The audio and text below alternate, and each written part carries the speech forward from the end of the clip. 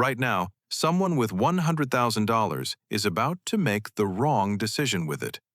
They'll either dump it all into the stock market because some guy on the internet told them to, or they'll rush into a rental property because their uncle said real estate always goes up. Both of those moves, made blindly, can cost you years of wealth.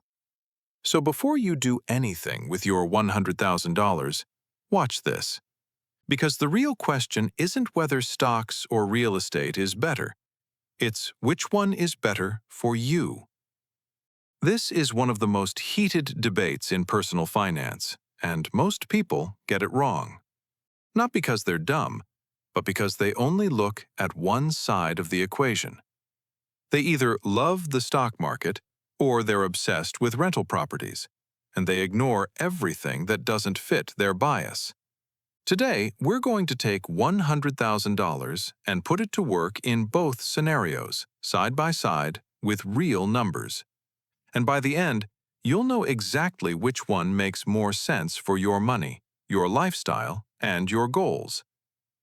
Let's start with stocks, because it's the easiest entry point for most people. You take your $100,000, open a brokerage account, and drop it into an S&P 500 index fund. No stock picking, no day trading, just plain, boring, consistent investing. Over the last 30 years, the S&P 500 has returned roughly 10.3% per year with dividends reinvested. Goldman Sachs projected a 12% total return for 2026. Wall Street analysts on average are forecasting something similar. So let's use the long-term historical average of 10% per year. At that rate, your $100,000 turns into roughly $259,000 in 10 years. You don't lift a finger. No tenants calling you at 2 a.m. No broken water heaters. No property management headaches.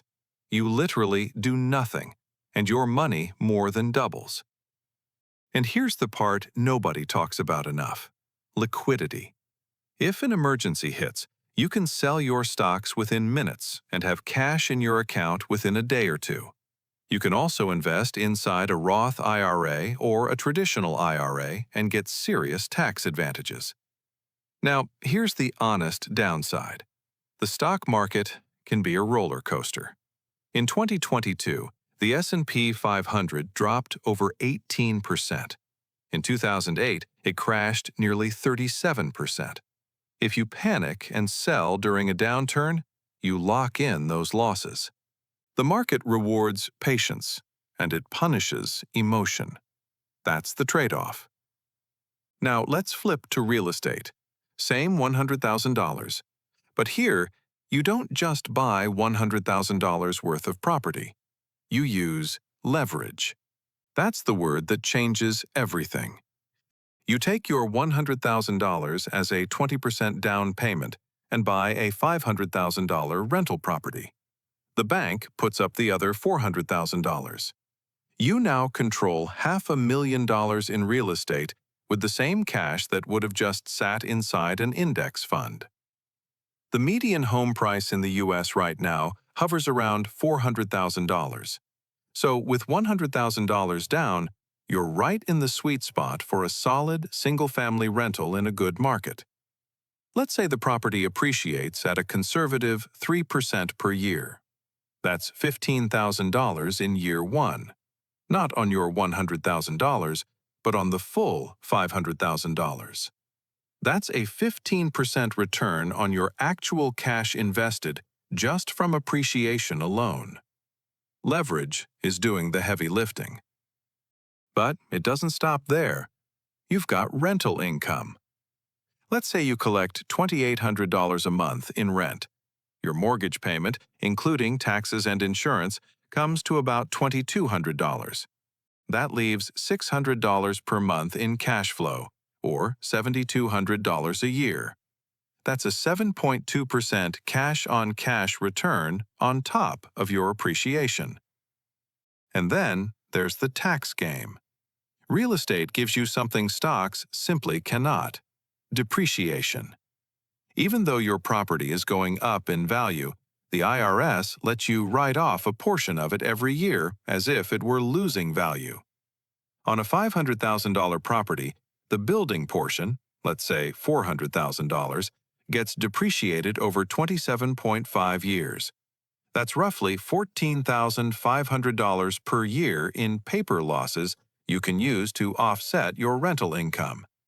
In many cases, this means you pay zero federal income tax on your cash flow. And when it's time to sell, you can use a 1031 exchange to roll your profits into another property and defer capital gains taxes entirely. Stocks don't have anything like that. When you sell stocks for a gain outside a tax-advantaged account, you pay capital gains tax. So let's tally this up after 10 years. With stocks, your $100,000 grows to roughly $259,000. You pay capital gains tax when you sell, but the path is smooth. With real estate, your $500,000 property, remember you only put down $100,000, has appreciated to about $672,000 at 3% annual growth. You've collected roughly $72,000 in net cash flow over the decade. Your tenants have been paying down your mortgage, building your equity month after month. And you've sheltered most of that income from taxes through depreciation. Your total equity position could easily exceed $350,000 or more. On paper, real estate wins, and it's not even close. The leverage, the tax benefits, and the rental income create a three-headed wealth machine that stocks simply can't replicate with the same starting amount. But here's the catch.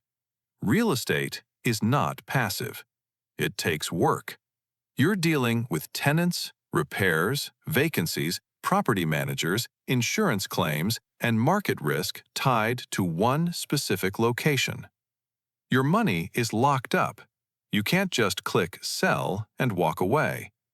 And if interest rates spike or your area loses jobs, your property value could stall or drop while you're still making mortgage payments. Stocks, on the other hand, are almost effortless once you buy in. You can diversify across 500 companies with one click. You can automate contributions. And you can access your money fast when life throws a curveball. So here's what the data actually shows. The right answer isn't stocks or real estate. It's stocks and real estate. The wealthiest people in America don't pick one. They use both. They let index funds compound quietly in the background, while real estate generates cash flow and tax advantages in the foreground. If you're just starting out and you have $100,000, put a portion into an index fund today. Let it grow. Then, when you're ready for the responsibility, use the rest as a down payment on a rental property. Build both engines at the same time. If this helped you see your money differently, subscribe to Frankie Finance and turn on notifications. Thanks for watching, and I'll see you in the next one.